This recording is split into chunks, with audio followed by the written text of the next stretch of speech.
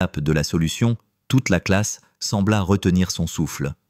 Même ceux qui ne pouvaient pas suivre les mathématiques pouvaient sentir que quelque chose d'extraordinaire se produisait. Le garçon que leur professeur avait raillé et humilié ne se contentait pas de relever le défi. Il le dépassait d'une manière qu'aucun d'entre eux n'aurait pu imaginer. Avec encore 5 minutes avant la fin de son délai auto-imposé, Marcus écrivit la réponse finale, l'encercla et posa la craie.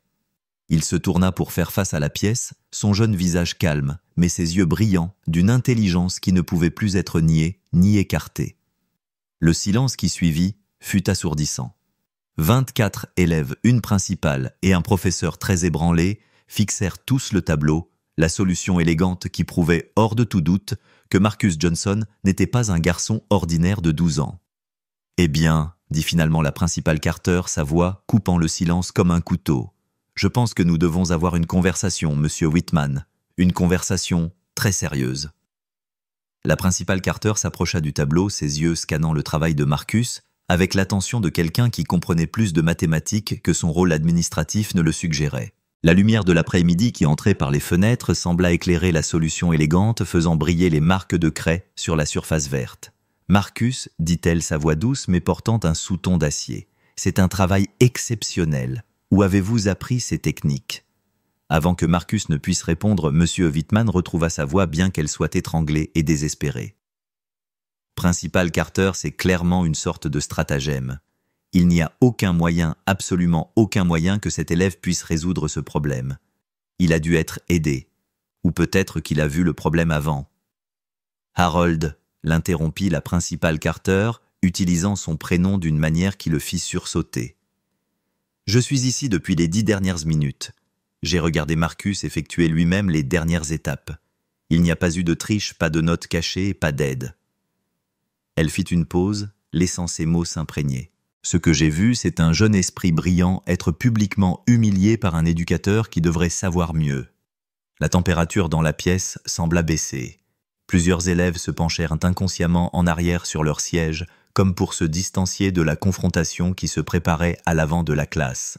Tommy, enhardi par la présence du principal, leva la main. « Principal Carter, ce n'est pas la première fois. Monsieur Whitman s'en prend toujours à Marcus, et parfois à moi et aux autres. » Il s'arrêta jetant un coup d'œil à ses camarades de classe dont certains hochèrent la tête en signe de soutien silencieux.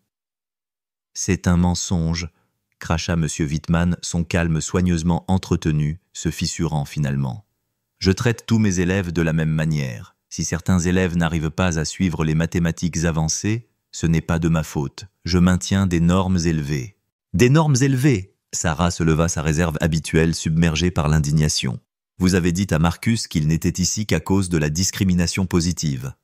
Vous avez dit que sa famille n'avait probablement jamais vu 85 000 $. Ce n'est pas une question de normes, c'est une question de « Mademoiselle Chen, vous dépassez les bornes », interrompit M. Whitman, mais sa voix manquait de son autorité habituelle. Il regarda autour de la pièce espérant peut-être trouver du soutien, mais ne vit que des visages accusateurs et des téléphones qui enregistraient. La réalité de la situation commençait à lui apparaître. La principale Carter leva la main pour faire taire tout le monde. « Je pense que nous devons entendre Marcus. Jeune homme, voudriez-vous s'il vous plaît expliquer votre solution?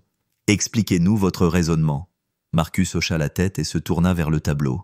Quand il parla, sa voix était claire et assurait un contraste frappant avec son attitude habituellement discrète. Le problème que M. Whitman nous a donné est une équation différentielle non linéaire avec de multiples variables. La plupart des gens essaieraient de la résoudre directement, mais c'est en fait le piège. Vous devez reconnaître qu'elle peut être transformée en un système d'équations linéaires par une substitution spécifique. Il pointa la première partie de son travail. Ici, j'ai utilisé la transformée de Laplace pour convertir l'équation différentielle en une équation algébrique. Ensuite, j'ai appliqué la décomposition en fractions partielles pour la décomposer en composantes gérables.